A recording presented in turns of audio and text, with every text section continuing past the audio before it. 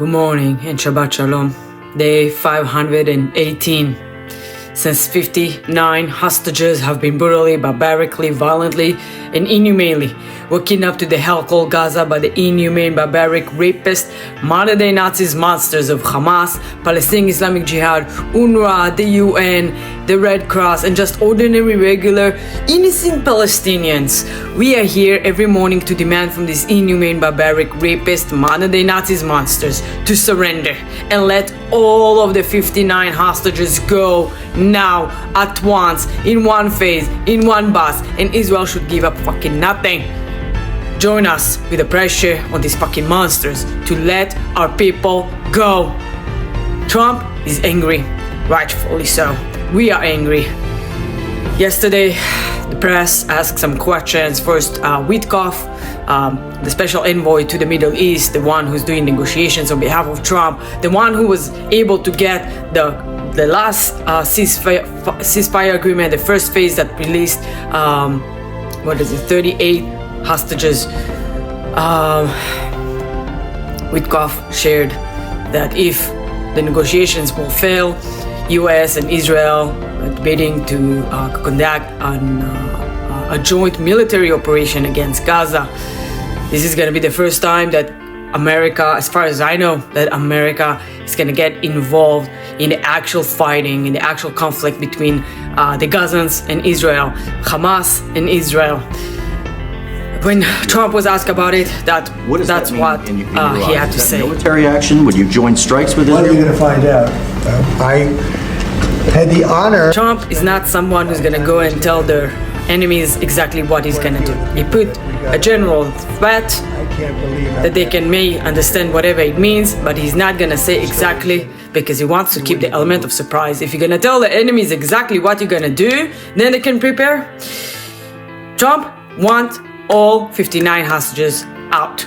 We want all 59 hostages out.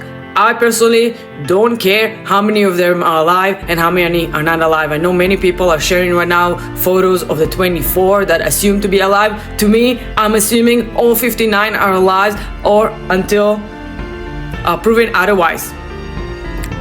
All 59 should be treated equally. I don't want any pressure on Hamas just to relieve the alive. We would demand all 59 hostages. The families of those who are considered not alive deserve to have their loved one back home.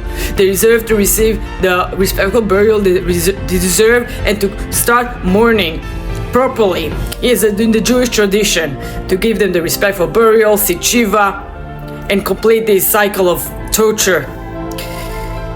We demand all 59 hostages to be released immediately. Israel is standing for good against evil. In Judea and Samaria, the innocent Palestinians just want to live in peace, kidnapped, lured in to work for job, lured in 10 Indian citizens and basically kidnap them in order to use their past, in order to extort and create more suffering. Of course, they love suffering, they love torturing people in order to take, but also in order to take their passports and to use them in order to enter Israel easily. Israel, the IDF, and the Shin Bet, in a brave operation, were able to free them, to release them. Nobody will give the credit to Israel, of course. Nobody will talk about how the innocent Palestinians, they don't want land. It's not about fucking land. They have 22 other lands that they can proudly live in. The Arabs in Judea and Samaria were part of Jordan up until 1967. The Arabs in Gaza were part of Egypt up until 1967. If they care so much of the land that they currently lived in, still from 67, why did they even start a war in 1967? They want to take over Israel. They say out loud proudly that they want from the Jordan River to the Mediterranean Sea. Well, they just say from the Jordan to the sea because they don't know the names of the river and the sea. They want all Israel. They said, we don't want 2 states, we want 48. That's when Israel was established in 1948. When the Arabs were offered a state of their own and they declined. Instead of accepting a state, back in 1948, they launched a war against the Jews. The Arabs and the Jews. Back then it wasn't Palestinians. Just continue continue to tell you the truth.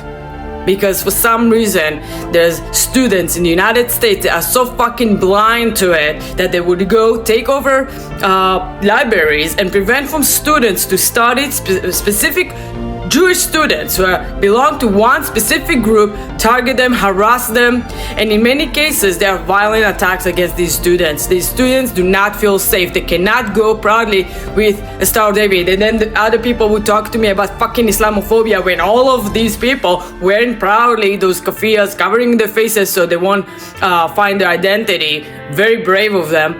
There's no Islamophobia, but there is Jewish hatred in those in these college campuses, not Jewish campuses, and it's time to hold them accountable. Marco Rubio is gonna launch an effort with an AI to find those students who affiliate themselves with terrorist organization. Me, as an immigrant, I was asked in my immigration process multiple times, how am I affiliated with any terrorist organizations? Because America would not tolerate it. America does not tolerate terrorist organization and any affiliation with terrorist organizations. So if you support terrorist organization like Hamas, and if you support rape and murder of babies, struggling of babies that are held in captivity, then you shouldn't be getting a student visa and stay here. You should be deported. I support, of course, free speech. Always, you can say whatever the fuck you want, but you cannot implicit violence. You cannot harass. You cannot block citizens from walking freely. The First Amendment protects a peaceful assembly. A peaceful assembly is one that you can do on the sidewalk. You cannot block the roads. You cannot block the streets from people to walk and prevent from them the freedom of movement. Marco Rubio, thank you for your bold leadership. This one has been a huge advocate for Israel for many years, and I'm so grateful that Trump nominated him, appointed him to be the Secretary of State. Together, they're leading the federal government in the right direction. You can say whatever you want, but you cannot prevent other people's freedom. On this Shabbat, I want to wish a peaceful Shabbat for the IDF soldiers to be safe wherever you are, complete your task, and come back home safely. For all 59 hostages to be released immediately or rescued.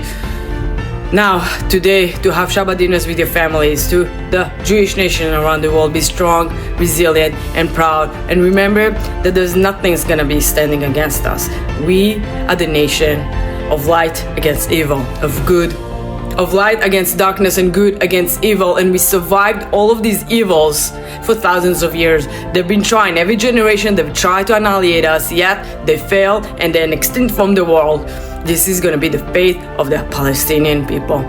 We will remain standing, we will remain living in our homeland, in our ancestral homeland, Israel, from the Jordan River through Judea and Samaria to the Mediterranean Sea, for eternity. Am Israel Chai forever, and Shabbat Shalom.